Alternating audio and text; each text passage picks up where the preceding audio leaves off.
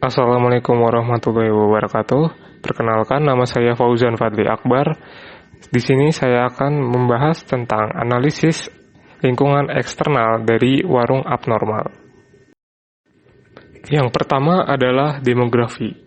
Jumlah penduduk Kota Bandung pada tahun 2020 sebanyak 2 jutaan orang dengan tingkat pertumbuhan 0,21% per tahunnya. Nah, hal ini itu memungkinkan peluang dalam peningkatan jumlah konsumen setiap bulan maupun setiap harinya. Nah, dengan begitu permintaan dapat meningkat jika jumlah konsumen meningkat. Jumlah penduduk di Bandung yang berumur dari 15 tahun sampai 34 tahun berjumlah sepertiganya dari jumlah penduduk Kota Bandung. Target pasar dari warung abnormal sendiri itu milenial. Nah, hal ini berkaitan dan menjadi peluang yang baik bagi peningkatan jumlah konsumen. Di Indonesia terdapat 2 musim, yaitu musim hujan dan musim kemarau. Curah hujan tertinggi itu terjadi pada bulan Februari.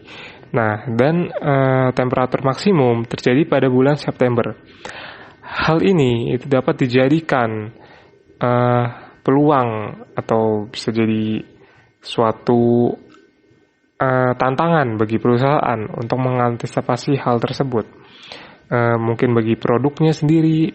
Nah, misalnya itu pada musim hujan, konsumen itu yang kemungkinan yang mengendarai motor itu akan berkurang karena tidak bisa pergi ke tempat gitu.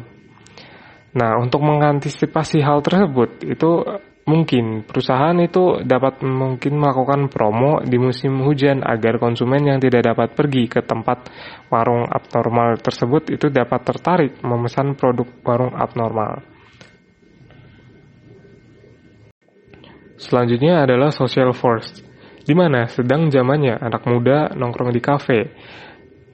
Mungkin karena untuk bersosialisasi dengan temannya, sekedar ngobrol, atau berbagi cerita, pengalaman, atau beraktualisasi maupun prestise seperti traktiran ulang tahun, atau dan lainnya gitu. Nah, dengan hal ini itu dapat dijadikan peluang bagi abnormal untuk meningkatkan layanan maupun produknya agar sesuai dengan minat dari anak-anak muda tersebut di generasi milenial tersebut. Selanjutnya adalah teknologi factors. Jaringan internet saat ini sudah berkembang, apalagi dengan jaringan di Indonesia masih 4G. Namun hal tersebut itu sudah bisa membuat setiap orang itu dapat terhubung secara online dimanapun dan kapanpun.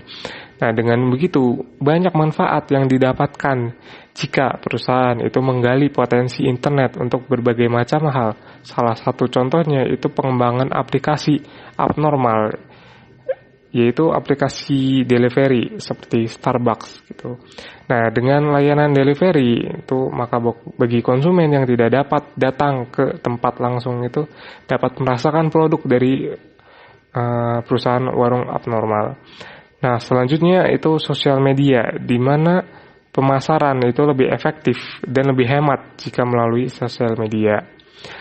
Hal ini didukung dengan 160 juta pengguna media sosial yang aktif, ya, di mana memang jaringan internet sudah mulai berkembang, maka hal tersebut sangat wajar. Nah, sehingga peluang pemasaran di media sosial itu akan semakin baik dan semakin efektif. Namun hal ini juga dapat menjadi ancaman bagi perusahaan jika misalnya terdapat produk yang kurang baik akan memunculkan word of mouth dengan respon yang negatif. Nah, respon tersebut itu akan menjadi akar dari permasalahan yang menyebabkan sugesti buruk terhadap produk sebelum konsumen tuh merasakan produk tersebut, sehingga penjualan produk yang dinilai kurang baik tersebut itu akan mengalami penurunan. Selanjutnya adalah political, legal, and regulatory factors. Nah, salah satu peraturan yang mendukung adalah Peraturan Menteri Perdagangan Nomor 71 Tahun 2019 tentang waralaba. Nah, di mana peraturan ini mendukung waralaba di Indonesia. Seperti peraturannya tidak terlalu rumit untuk dijalankan. Nah, sehingga itu peluang pelebaran bisnis ke berbagai daerah itu akan semakin meningkat bagi perusahaan. Selanjutnya adalah General Economics. Distribusi persentase produk domestik regional bruto atas dasar harga pada industri kuliner Kota Bandung itu berkontribusi sebesar 4,4%. Selanjutnya, rata-rata pengeluaran per kapita sebulan komoditas pada makanan di Kota Bandung itu sekitar Rp825.000. Nah, hal ini itu bisa menjadi patokan bagi perusahaan itu dalam menentukan harga yang ideal bagi konsumen. Nah, selain itu, jumlah pengangguran dengan jumlah penduduk yang bekerja di Kota Bandung itu lebih banyak yang bekerja berdasarkan data tersebut. Nah, sehingga dapat dijadikan peluang juga itu dalam daya beli masyarakat terhadap produk yang akan dibeli. Sekian presentasi yang telah saya sampaikan, kurang lebihnya mohon maaf. Wassalamualaikum warahmatullahi wabarakatuh.